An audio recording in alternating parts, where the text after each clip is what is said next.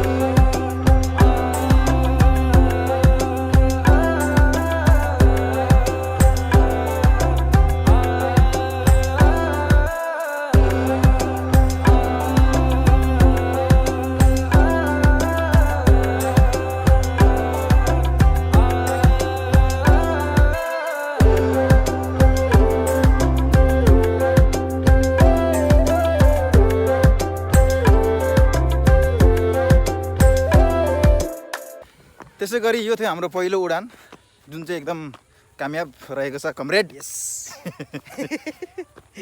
एकदम सक्सेसफुली हाम्रो यो फ्लाइट रमाइलो भयो, सक्सेसफुल भयो हैन। अब यसपछि हामीले अर्को पनि ब्याट्री रहेछ है, यो ब्याट्री चाहिँ लगभग सक्यो। अनि हैन अब किन रिस्क लिने, अब अर्को ब्याट्री चेन्ज गरेर फेरि अर्को फ्लाइटको लागि हामी तयारी गर्नेछौँ। अलराइट, सो अब हामी चाहिँ है शङ्करबेली को सानो र छोटो भ्रमण सकिसकेपछि अब हामी त्यसै रासोतलतिर जाँदैछौँ। त्यहाँ पनि एकछिन गएर हामी फेरि अघि भने जस्तै हाम्रो एरोप्लेनको सेकेन्ड फ्लाइट अवश्य त्यहाँनिर गराउने सोचमा छौँ र गएर गर्छौँ पनि। अब यहाँनिर पनि अलिक बेरसम्म समय बिताउनु चाहिँ मन थियो, तर फ्लाइटमा अलिकति फ्युलको कमीले गर्दा अलिक भ्याएन। सो त्यही हो, I'll catch you guys directly at the gate of Rasatal. हाम्रो बफमो भनेको यही है हाम्रोतिर चाहिँ। हामी रासातलको गेटमा आइसक्यौँ है। अब यो गेटमा चाहिँ अलिकति विकासको कार्यको अलिकति कमजोरीले गर्दाखेरि यहाँ अलिक केही देख्न सकिएन। यही हो रासातल चाहिँ। त्यहाँ एउटा पिङ छ, अनि यो पिङ त चलाउने खालको पिङ होइन होला, खुट्टाले। पहिला हामी यहाँनिर स्विमिङ गर्थ्यौँ क्या, पर यहाँ ट्युब लगाएर। मलाई त खेल्नु नआउने, अनि रासातलमा अहिले यस्तो छ, दामी बनाएको छ। बत्ती पनि हुनुपर्ने क्या राति छेउछेउमा। अब सकेसम्म यतिको चाहिँ एकदम राम्रो डेभलप गरेको क्या यहाँको दाजुहरूले है, यहाँको समितिहरूले मिलेर। जे होस्, अब यो रासातल चाहिँ त्यही शङ्करबेली जस्तै नै हो, पिकनिक खाने ठाउँ हो यो पनि। तर अहिले खासै हुँदैन मान्छेहरू, बिस्तारै अब आउँछ मान्छेहरू बिस्तारै, अब किनभने पिकनिकको सिजन लाग्दैछ।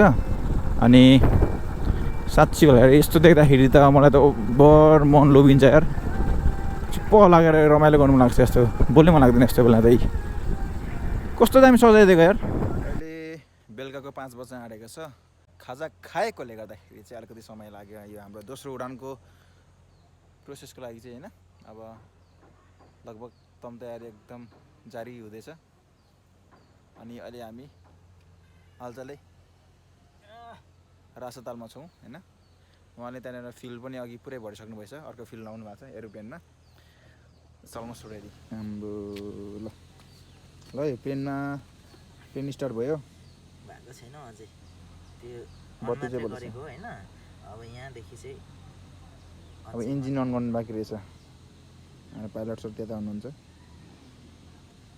By the way he is from our Sushil blog है सुशील ब्लग हो उहाँको चाहिँ च्यानल हेर्नु होला सपोर्ट गर्नु होला हैन उहाँको च्यानलको लिङ्क मेरो डिस्क्रिप्सन बक्समा पनि म त्यहाँ तल लेखिदिएको हुन्छु अनि यो जति पनि यो ब्युटिफुल नजारा देखिरहेछ नि हैन अब यो नजारालाई क्याप्चर गर्नको लागि चाहिँ वी आर हियर एट रासताल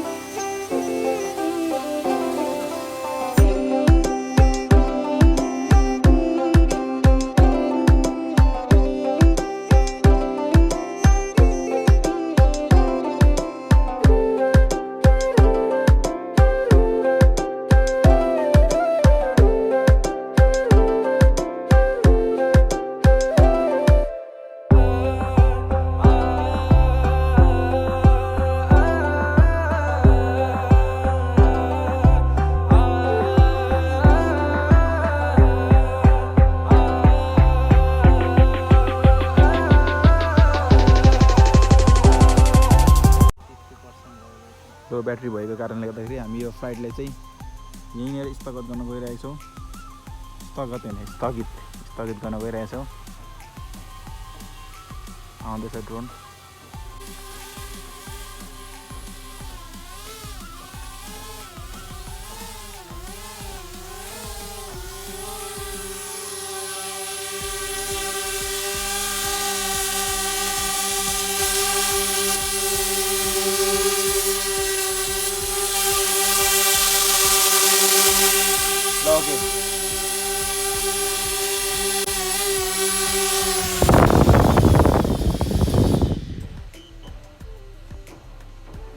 दामी सो है त्यस्तै भयो हाम्रो आजको विशेष त्यही हो एरोप्लेन उडाउने काम थियो हाम्रो अनि हामीले उडायौँ अब हामी चाहिँ मैले चाहिँ मेरो भ्लगमा मेरो ड्रेसअप केही पनि देखाएको छैन होइन अहिले चाहिँ म चाहिँ स्कुल लाइफ गएर आएको स्टुडेन्ट जस्तो देखिरहेको छु बुढा ब्याग पछाडि छ होइन अब अहिलेको त्यस्तै 5:10 गइसकेको छ अब चाहिँ जाडो महिनामा त्यही हो होइन छिट्टै अँध्यारो पर्छ त्यही कारणले गर्दा ड्रोन पनि मजाले उडाउन पाइएन हामीले सोचेको थियौँ यो जति पनि बत्तीहरू छ होइन यो बत्तीहरू अलिक अन भएपछि चाहिँ एकदम झिलिमिली हुन्छ क्या यस्तो दामी देखिन्छ यो ठाउँ होइन तर अब अलिकति सास पर्ने बित्तिकै ड्रोनले अलिकति साथ दिएन भनौँ न अब अलिकति डार्कनेस हुँदो रहेछ अब फाल्टो बत्ती कहाँबाट ल्याउँ होइन सो त्यस कारणले गर्दाखेरि चाहिँ अब आजको हाम्रो यो एरोप्लेन उडाउने यो हाम्रो जति पनि कोर्स थियो आजको कोर्स चाहिँ सकियो होइन यो चाहिँ अब हामीले म चाहिँ अब सित्तैमा भन्दिनँ अब प्रायः जस्तो अब यता हो इन्भेस्ट गर्ने मान्छे चाहिँ डर लगानी गर्ने मान्छे त्यो एरोप्लेनमा होइन अनि मैले चाहिँ एउटा सपोर्ट मात्रै दिएको अनि मैले धेरै कुरा सिकेँ जस्ट रमाइलो मलाई जब्बर रमाइलो भयो यस्तो क्या के भन्दाखेरि सबैभन्दा ठुलो कुरो साथ दिनु नै सबैभन्दा ठुलो कुरा हो क्या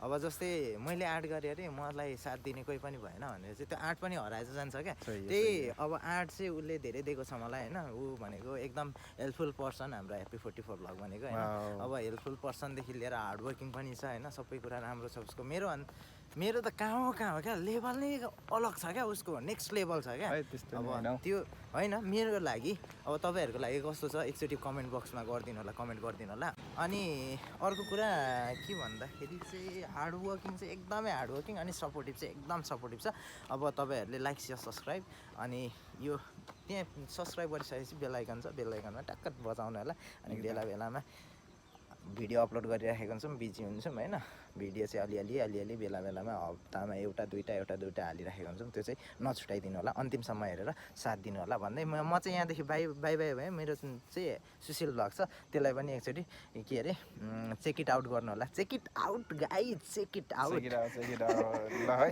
मैले जति बोल्नु पर्ने थियो होइन साथीले नै बोलिदिनु भयो अनि अब भ्लगको एन्डमा यहाँनिर गर्छु है I'll catch you guys later very soon in next video bye bye peace